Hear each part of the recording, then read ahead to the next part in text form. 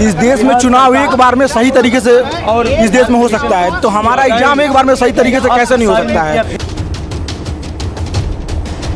आज ये 10-10 मिनट एक घंटे पे नोटिस निकालते जा रहा है। क्या उसके पास इतनी भी सेंस नहीं थी कि हम एक पन्ने का नोटिस निकाल के हम दे दे, ताकि ये स्टूडेंट ये रोड पे आ जा रहे हैं, मार खा रहे हैं, लाठी डंडे खा रहे हैं। लड़की, कल वाली लड़की जो थी उसके छाती पे मार के रख दिया। आयोग अपना पेट भरने के चक्कर में छात्रों का जीवन बर्बाद कर रहा है। क्या डिमांड लेकर आज आप यहाँ प्रोटेस्ट करने बैठे हैं और क्या मांग है आप स्टूडेंट्स की, और बार बार क्या ज़रूरत पड़ रही है आप सभी लोगों को प्रोटेस्ट करने की? हमारी एक ही मांग है कि री एग्जाम, सारे स्टूडेंट का इक्वल एग्जाम हो चाहिए। ये बापू परिसर का 12,000 जो बच्चे हैं उनका री एग्जाम हो रहा है, बट हम लोगों के साथ पार्शियलिटी हो रही है, क्योंकि हमारा 2 क्वेश्चन पेपर बनेगा तो स्टूडेंटों के साथ नाइंसाफ़ी होगी।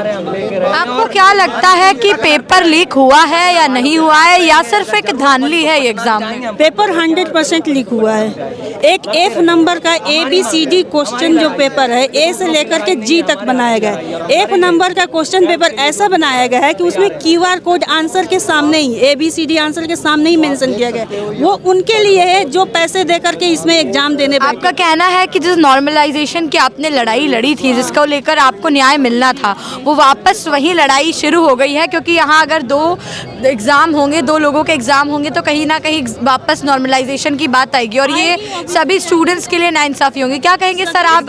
एकदम आप दूसरा कोई प्रोसेस ही नहीं है आपके पास, दूसरा प्रोसेस ही नहीं है आपको इक्वल करने का। आप नॉर्मलाइजेशन ही लगाइएगा। अगर जब आप 12,000 बच्चों का एग्जाम लीजिएगा तो एक नॉर्मलाइजेशन ही प्रोसेस है जिसके थ्रू इक्वलिटी लाइएगा, दूसरा कोई प्रोसेस ही नहीं है। तो ये नॉर्मलाइजेशन ही कर रही है। आज अगर हम देखें तो पटना में लाठीचार्ज की गई बहुत भारी तादाद में, और ऐसे ही चलता रहा। स्टूडेंट्स को बार बार सड़कों पे उतरना पड़ रहा है, आप लोगों को प्रोटेस्ट करना पड़ रहा है। क्या कहना चाहेंगे, बिहार सरकार की क्या गलतियां हैं? बिहार सरकार ये जैसे देश जैसे बोलती है ना, देश हमारे प्रधानमंत्री कहते हैं कि हम विश्व गुरु बनने जा रहे हैं, हमारा युवा है, देश की शक्ति है ना। बिहार सरकार युवाओं को क्रांतिकारी बनाना चाह रही है कि आओ सिर्फ क्रांति करो, पढ़ो लिखो नहीं, सिर्फ क्रांति करो। क्योंकि देख रहे हैं आप नॉर्मलाइजेशन के मुद्दे से लेकर अभी तक ही सिर्फ विवाद ही विवाद हो रहा है, और उस पर आयोग का कोई स्टैंड नहीं होता। आता है, कॉन्फ्रेंस करता है, एक नोटिफिकेशन जारी करके चुपचाप बैठ जाता है। आप लोगों की डिमांड क्या है? हमारी डिमांड है, बस एक ही डिमांड है और कुछ नहीं है, बस फेयर एग्जाम, री एग्जाम। जैसे फेयर इलेक्शन होता है उसी तरीके से फेयर। आपको क्या लगता है कि जो पटना का एग्जाम सेंटर था वहाँ पेपर लीक हुआ था, या ये सिर्फ एक बातें बना दी गई हैं? पेपर लीक अगर नहीं होता, एक बात बताइए, आयोग इतना दिन से लाठी चलवा दी, बहुत कुछ कर रही है, चुप्पी साधी हुई है, लेकिन उस बात को आयोग एक्सेप्ट की, वो सेंटर को रद्द की। अगर नहीं होता तो आयोग रद्द करता। आपको क्या लगता है कि और भी जगह एग्जाम लीक हुए होंगे? एकदम हुआ है, सामने नहीं आया, हुआ है हर जगह आयोग को जो है कैमरा, जहानाबाद में हुआ है, मुजफ्फरपुर में, यहाँ तक कि रोहतास कैमूर में हुआ है ये सब चीज़ें। दूसरी बात ये है कि जो ये इनका सिस्टम है, हर जगह पेपर आधा घंटा 10 मिनट लेट दिया गया। आपका सिस्टम गलत हो तो आप कुछ भी चलेगा।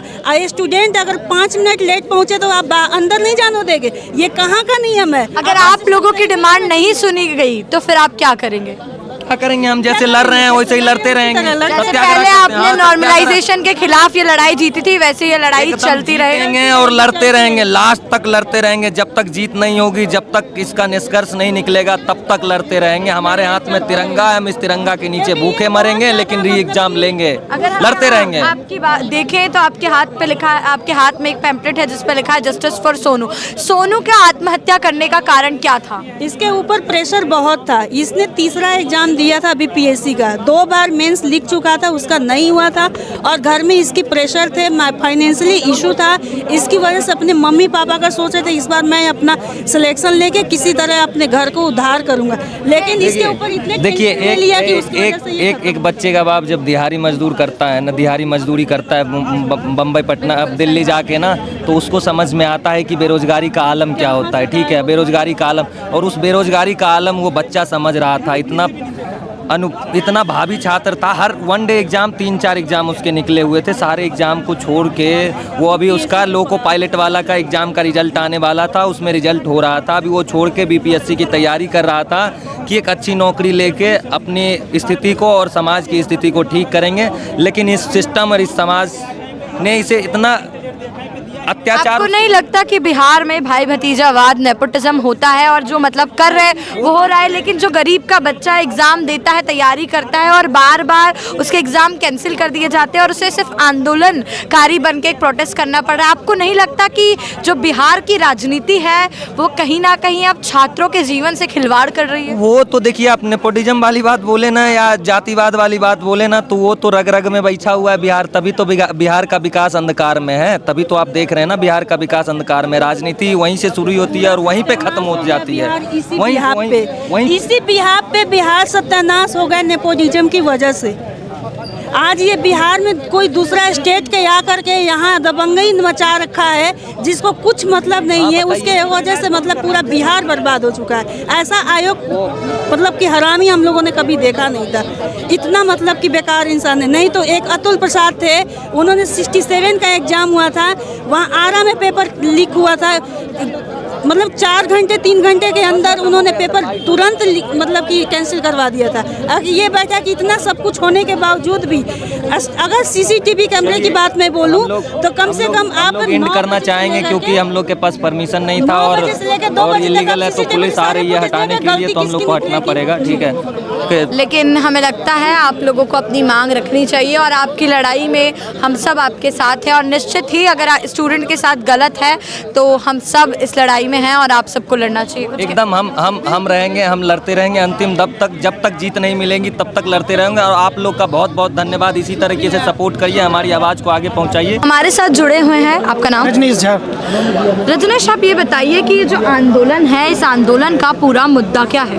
देखिए, पहला बात तो है कि बीपीएससी का एग्ज़ाम होना था, ठीक है। तो फर्स्ट इसका मतलब मैं पहले मुद्दे से बात करता हूँ। पहला मुद्दा इसमें हुआ था कि कुछ लोगों ने फॉर्म नहीं डाल पाया था। लास्ट के दिनों में बोला गया कि जो है सर्वर बीपीएससी का फेल हो गया था, इस वजह से कुछ लोगों ने फॉर्म नहीं भर पाया, ठीक है। तो फिर उस समय आयोग ने अपना स्पष्टीकरण दिया कि नहीं, इतने लोगों ने लास्ट के दिनों में 1 लाख कुछ लोगों ने फॉर्म भरा था, तो वो मान लिया गया, चलो ठीक है। फिर उन लोगों ने उस टाइम क्या हुआ था कि पूरे 1 सप्ताह 10 दिनों तक पूरा नॉर्मलाइजेशन को लेके ये रहा, कॉन्फ्लिक्ट रहा लोगों में कि नॉर्मलाइजेशन होगा या नहीं होगा या नहीं। फिर लास्ट में नॉर्मलाइजेशन को लेके ये निकला, मतलब वहाँ लोगों ने बताया कि नॉर्मल, तो फिर आयोग ने उस पर भी स्पष्टीकरण दिया कि नॉर्मलाइजेशन नहीं होने वाला है। ये हो गया। फिर पेपर होता है। पेपर जब होता है तो पेपर में एक पटना में एक बापू सभागार नाम से एक जगह बनाया गया है, वो एग्ज़ाम के पर्पज़ से ही बनाया गया है। तो उसमें क्या हुआ कि उसकी स्ट्रेंथ करीब 20-25 हज़ार स्ट्रेंथ है। तो वहाँ पर क्या हुआ कि पेपर लीक का मामला आया है। स्टूडेंट में बोला गया है कि वहाँ पेपर लीक हुआ, और हुआ भी है, क्योंकि बहुत सारे चैनल के माध्यम से और ये पता चला है। तो स्टूडेंट का मानना है कि वो री एग्ज़ाम कराए पूरा सेंटर का। ये तो सिर्फ हाईलाइट में सिर्फ बापू सभागार का है, लेकिन आपको लगता है कि और भी जगह जो पेपर है वो लीक हुआ है? हाँ, वही मैं कह रहा हूँ कि बापू सभागार तो एक हाईलाइटेड सेंटर है, लेकिन इसके अलावे जो छोटी छोटी मतलब सेंटरों पे हुआ है उसका कोई चर्चा बहुत जगह से नहीं हो पा रही है। जैसे मैं जानता हूँ, हमारे कई दोस्त गए हैं अलग अलग जगह पे। एक तो गया में बताया गया कि वहाँ पे अनाउंस करके बताया गया है सेंटर, एक औरंगाबाद में बताया गया है कि मतलब ऐसी ज़्यादातर जगह पेपर लीक हुआ है, लेकिन सिर्फ सरकार ने, आयोग ने एक ही जगह का पेपर कैंसिल किया है। आपको नहीं लगता कि जो बिहार की शिक्षा है उसमें अब ज़्यादा ही करप्शन हो रहा है, ज़्यादा ही भ्रष्टाचार हो रहा है?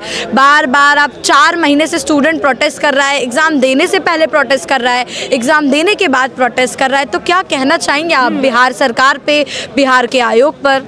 बिहार सरकार, बिहार आयोग पे यही मैं कहना चाह रहा हूँ कि ये बार बार जो होने वाली ये स्टूडेंट को परेशानियाँ हैं, ये ना सिर्फ आर्थिक बोझ पड़ता है उन पे, बल्कि मानसिक भी पड़ता है। क्योंकि ये एग्ज़ाम देने के लिए जाना, फिर आना, ट्रेन में टिकट कराना, जो बिहार से बाहर हैं, जो बिहार में हैं, उनको कहीं बस से इधर उधर जाना, और सेंटर इतनी दूर देना, ठीक है। तो जहाँ तक करप्शन की बात है तो वो तो इंटरनल क्या है नहीं है, वो मैं उस पर डायरेक्ट मैं नहीं जान पाता हूँ क्या है, ठीक है। लेकिन जो है कि और ये सत्याग्रह के जो माध्यम से था कि एक था कि जलियांवाला बाग हत्याकांड हुआ था उस टाइम। उस समय क्या हुआ था कि लोग, जनरल डायर जिस समय वो थे, वो उस समय सत्याग्रह के माध्यम से वो किया गया था जलियांवाला बाग हत्याकांड में। उसी टाइम वैसा ही जैसा अभी सत्याग्रह लोग हाथ जोड़कर मतलब आप देखेंगे कि आपकी जो डिमांड है इसे आप सत्याग्रह के साथ जोड़ रहे हैं और सत्याग्रह की तरह आप भी अपना न्याय लेके रहेंगे। बिल्कुल, ये सत्याग्रह का ही माध्यम है न्याय लेने का। लेकिन पुलिस और राज्य सरकार जो इस पर अपनी अड़ियल रवैया अपना रही है कि एक स्टूडेंट को एक जानवरों की तरफ पीटा जा रहा है, मतलब उसका कोई भी उसमें आज अगर हम देखें तो बिहार में भारी मात्रा में लाठीचार्ज की गई। स्टूडेंट जो प्रोटेस्ट कर रहे थे उन पर लाठीचार्ज कर दी जाती है। बताइए, भारत देश जो एक लोकतांत्रिक देश है, जहां आंदोलन, जहां की नींव है आंदोलन, बड़े बड़े आंदोलन से हमें आज़ादी मिली, उस भारत में अगर आंदोलन होता है तो स्टूडेंट्स को लाठीचार्ज कर दिया जाता है। क्या कहेंगे आप इस मुद्दे पर? वही तो मैं कह रहा था कि जो है जलियांवाला बाग हत्याकांड अंग्रेजी शासन में हुआ था, ठीक है। उस समय भी लोग शांतिपूर्ण सत्याग्रह कर रहे थे बैठ के, और अभी भी शांतिपूर्ण सत्याग्रह कर रहे थे। उस समय गोली चलाया गया, अभी डंडे चलाए गए। तो अंग्रेजी शासन और अभी लोकतांत्रिक शासन में क्या अंतर रह गया, ठीक है। तो यही मैं कह रहा हूँ कि राज्य सरकार को ये चीज़ सोचनी चाहिए कि आप लोकतांत्रिक सरकार बने हुए हैं, ना कि आप अंग्रेजी सरकार हैं। जैसा कि आपने देखा कि बीपीएससी को लेकर देश भर में लगातार प्रोटेस्ट हो रहा है। ये पहले भी बीपीएससी के एग्ज़ाम से पहले भी आंदोलन हुआ और अब भी आंदोलन हुआ। अगर हम देखें तो इस वर्ष स्टूडेंट्स लगातार क्रांतिकारी बना हुआ है और कहीं ना कहीं स्टूडेंट्स के साथ ये गलत भी है। अगर बिहार का एक एग्ज़ाम सेंटर का एग्ज़ाम कैंसिल होता है तो दूसरे एग्ज़ाम भी कैंसिल होने चाहिए, वरना वही बात आ जाएगी नॉर्मलाइजेशन की। और ऐसे में स्टूडेंट को उसके हक की नौकरी नहीं मिलेगी। तो हम सब स्टूडेंट के साथ हैं और आप भी देखते रहिए एस्पिरेंट लाइफ।